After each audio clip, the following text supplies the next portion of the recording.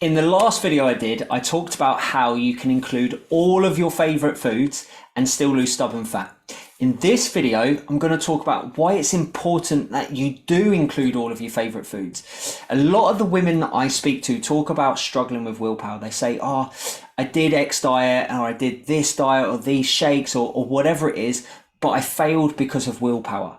Now, from my experience, we've helped nearly 500 women at this point in the last couple of years. In my experiences, it's not your willpower that has let you down, because the women that we've worked with said exactly the same thing.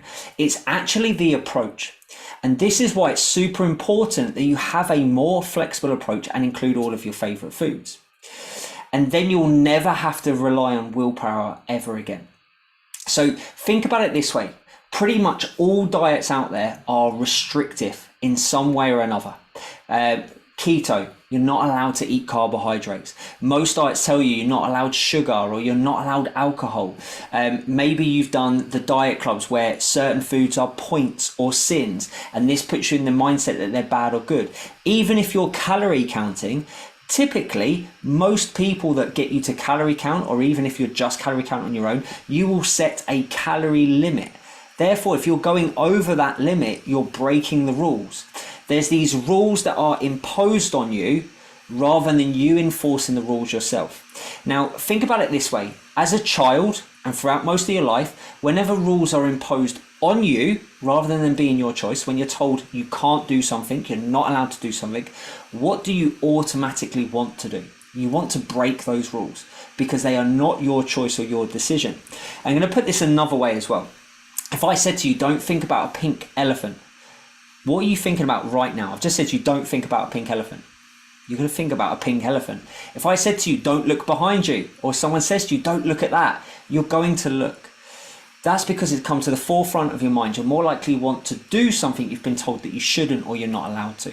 And if you're constantly thinking, I'm not allowed that food, it's a sin, it's a point, it's bad, I'm not allowed X, I'm not allowed Y, guess what you're constantly thinking about? You're thinking about the foods that you're not allowed, which actually means that you're constantly thinking about them. And therefore, it's going to increase your cravings. It's going to make you test that willpower more often. This is what leads to this binge restrict cycle. Now, let me know if this sounds familiar. Start a diet. Okay, you feel like you've got to make change. Start a diet. You cut a load of stuff out. You don't allow yourself anything that you love. You don't go out for dinner, or you cut sugar, or you cut out alcohol, whatever it is. You're not going to do that for the rest of your life. You're not going to live the rest of your life without having the things that you love. But ultimately, you've taken those things out, and guess what? You're eventually going to have cravings. You're going to succumb to this willpower. And eventually, when you break, you have those foods that you have been told you're not allowed, that you shouldn't have. You've broken the rules. You're going to feel guilty. You're going to feel bad because you've broken the rules.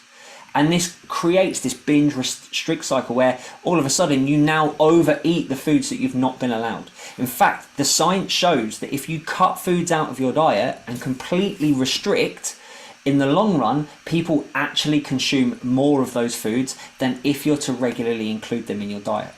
So what we do instead is we have this unconditional positive regard. It's where we help our clients to practice restraint over restriction, to set their own rules, and then they are in control. And this is why a lot of the testimonials you'll see, a lot of the clients that you will hear speak, talk about feeling in control, and that's because they are. As I talked about in my last video, you can absolutely include all of your favorite foods and lose stubborn fat. It's just understanding how and doing it in a way that's enjoyable and sustainable. I hope this helps. If you've got any questions, let me know.